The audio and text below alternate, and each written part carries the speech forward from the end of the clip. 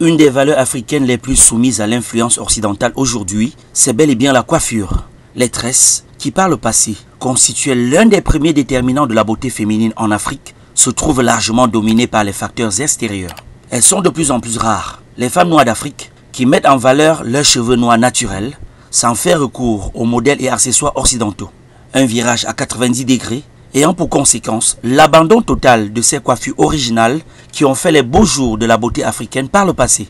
Une tendance générale qui s'apparente à un mimétisme chronique doublé d'un complexe d'infériorité accentué au quotidien par la publicité. On parlait de là depuis la période coloniale où la chevelure africaine a été, c'est-à-dire on a pu inculquer dans nos têtes, dans la tête de nos aïeux que la chevelure africaine était quelque chose de sale et qu'il fallait à chaque fois intégrer un élément d'ajout ou bien la couvrir pour pouvoir montrer aux gens qu'on est propre.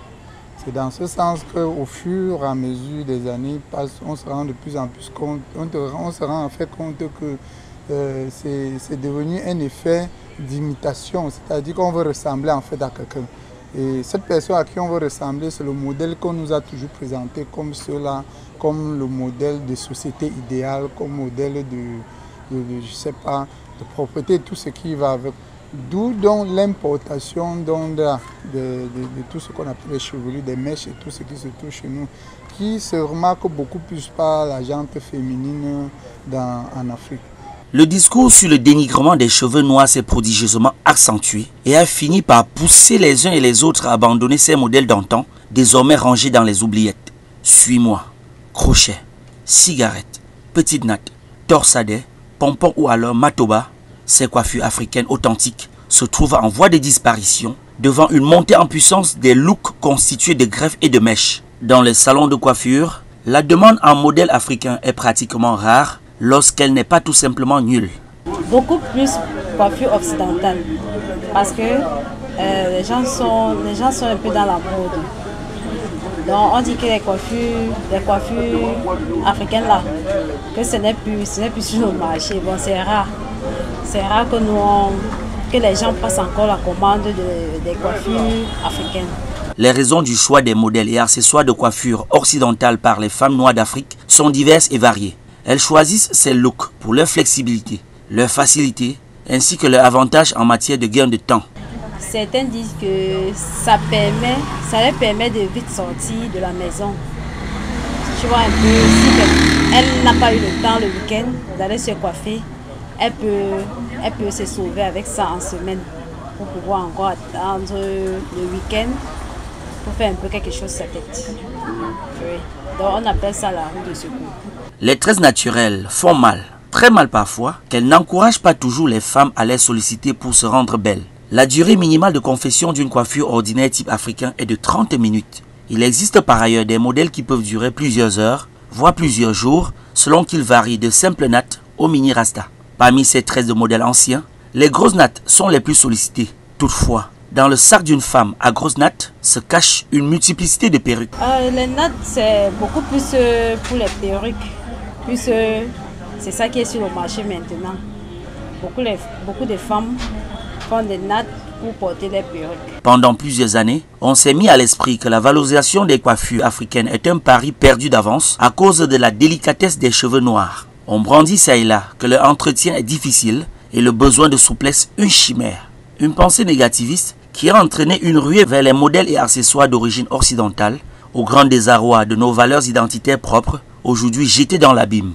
En marge de cette préférence accrue des coiffures et accessoires d'origine occidentale et asiatique, beaucoup d'activités connexes ont vu le jour dans les cités urbaines en Afrique. À Douala au Cameroun, et plus précisément au marché Mbopi, le plus grand, sinon l'un des plus grands marchés de l'Afrique centrale, s'est développé un vaste réseau de vente des mèches et des greffes. Promotrices de salons de coiffure et particuliers s'approvisionnent ici au quotidien. Dans les rayons, le commerce des cheveux importés est très florissant et on en trouve de tous les modèles et à tous les prix. Les greffes sont en catégorie. La catégorie des naturels, la catégorie des brésiliennes, la catégorie des péruviennes, la catégorie des indiennes. Il y a même aussi les vietnamiennes.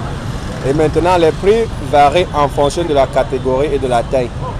Par exemple, les naturels, ça va de la petite taille à la grande taille. Et les prix sont proportionnels, crescendo, en fonction de la taille. Ainsi que les brésiliennes, ainsi que les indiennes. La greffe se vend aussi en fonction des tailles. Il y a les différentes tailles. La taille commence à partir de 6. Donc ça vient en paire. Taille 6, taille 8, taille 10, taille 12, et ainsi de suite. Voilà. Et la mèche se vend en fonction de la qualité. Il y a les naturels, il y a même les synthétiques, il y a même les cheveux des blancs. Donc en Bopi, on trouve tout. Tout genre de mèches que tu veux, tu vas trouver en Bopi. Même les mèches importées. Même tu veux les cheveux des secteurs, tu vas en Bopi. Comme toute activité commerciale, le prix des mèches et des greffes obéit à la règle de l'offre et de la demande. En Bopi, il y a 2000, il y a 2500 les mèches importées. Il y a les mèches de 5 000, 10 000, 20 000, 30 000, 100 000 même, voire 200 000. Comme ceci sur la tête, c'est 25 000.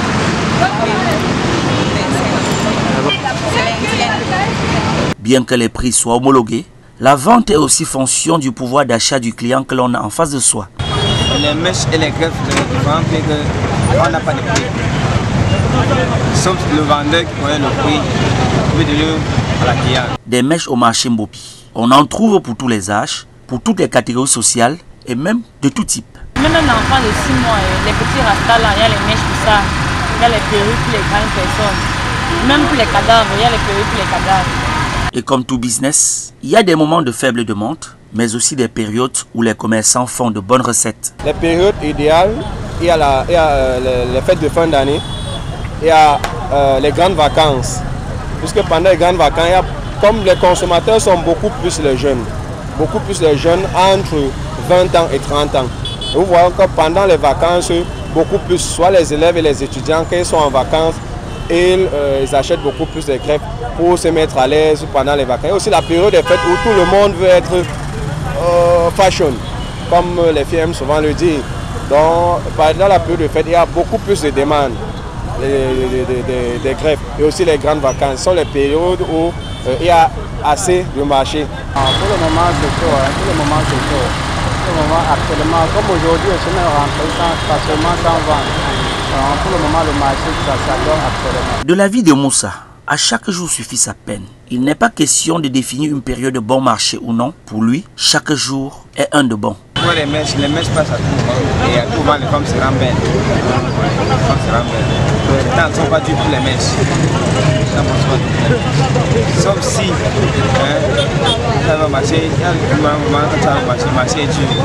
Et quand le marché est dur, on assume. L'intérêt porté par la femme sur les mèches et les greffes a amené les pouvoirs publics à revoir les conditions d'importation de ces produits et les commerçants sont un peu indignés de l'augmentation des charges douanières sur leur cargaison. Les prix ont augmenté exponentiellement, si je peux dire comme ça.